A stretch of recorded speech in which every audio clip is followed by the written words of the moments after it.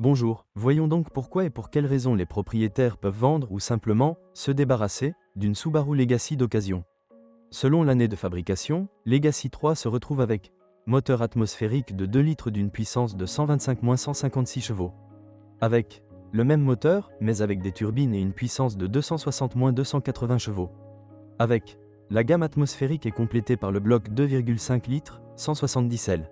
Avec complète un moteur 6 cylindres de 3 litres développant 220 chevaux. Avec la mécanique se retrouve dans toutes les variantes, à l'exception du 3 litres, il n'y a que la transmission automatique. C'était le tournant des années 90 et 0. Subaru n'a pas encore grimpé dans la catégorie premium, l'équipement est donc adapté. De nombreuses versions ne disposent pas de régulateur de vitesse et de système d'aide à la conduite, même l'antipatinage. Et en tant que catégorie, il n'y a pas de climatisation à 2 zones.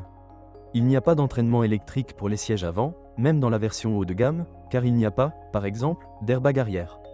En général, le niveau maximum de performance de la Legacy correspond aujourd'hui à la configuration moyenne d'une berline économique de Renault ou de Hyundai.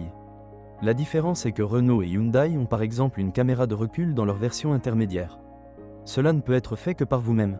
Et c'est assez étrange, car d'autres voitures japonaises de ces années-là, comme la Corolla Fielder, avaient à la fois un système de navigation standard et un lecteur DVD. Subaru se contente, merci, pas d'un magnétophone.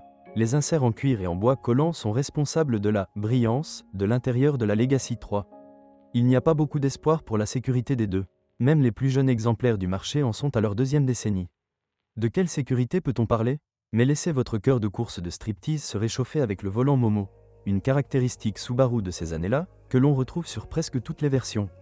Il n'y a pas d'avantage particulier à en tirer, mais l'esprit de Fast and the Furious et Need for Speed Underground est avec. Il faut le dire tout de suite, on ne parle pas des plaies des enfants qui apparaissent dès les premières années de possession. Il n'est pas non plus question de systématisation et de classification des problèmes. Une voiture de 20 ans peut s'effondrer n'importe quoi, n'importe quand. Il y a plusieurs points généraux auxquels il convient absolument de prêter attention: huile et courroie de distribution. Les moteurs Boxer, en particulier ceux de 2,5 litres, ne peuvent pas supporter le manque d'huile, donc plus vous changez l'huile régulièrement, plus le moteur met de temps à s'épuiser. Idem avec la courroie de distribution. Une attention particulière doit être portée à son état et ne pas retarder son remplacement. S'il casse sur le même bloc de 2,5 litres, la flexion des valves est inévitable. Bougie, cher et le remplacement est un problème, en particulier sur les moteurs 2.0 suralimentés et les moteurs atmosphériques de 2,5 litres.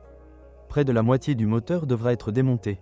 Gardez donc un œil sur la propreté du carburant, la destruction des bougies d'allumage n'est qu'une question d'un ravitaillement infructueux.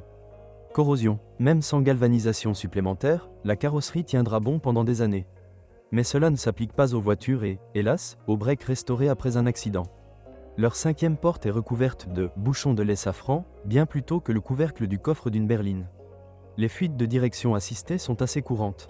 Heureusement, des kits de réparation sont également souvent disponibles à un prix similaire.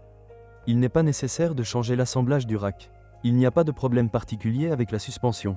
Au quotidien, les amortisseurs durent plus de 60 000 km, les bras de suspension dépassent 200 000 km. Il vaut peut-être particulièrement la peine de surveiller de près les soufflets des joints homocinétiques. Parce que les élastiques sont bon marché, mais pas les grenades elles-mêmes. La saleté s'obstruera à travers les bottes déchirées et la durée de vie des joints homocinétiques diminuera. Alors faites attention, acheter une Subaru Legacy 3 est toujours une loterie et une surprise. La voiture est vieille et plutôt en mauvais état. Il était apprécié des jeunes et des chauds qui s'épuisaient sur les routes et n'avaient pas les fonds nécessaires pour un entretien rapide et de haute qualité. Inspectez soigneusement le véhicule et vérifiez l'historique avant de l'acheter. Si vous trouvez une option live, elle vous ravira par son caractère sportif. En mouvement, la voiture ressemble presque à une fusée. Cela ne lui coûte rien d'accélérer à 140 et de ne pas déraper. Les 4 roues motrices et les pneus pleins le maintiennent fermement au sol. Bonjour les amis. Vous cherchez une voiture d'occasion? Vous devez prêter attention au site web carm.pro. Carm.pro est grand catalogue de voitures, moteurs, boîtes de vitesse. Et le meilleur, c'est que vous pouvez trouver des informations sur les pannes de n'importe quelle pièce. Complètement gratuit. Allez sur le site web carm.pro et découvrez tous les éventuels points faibles des voitures d'occasion.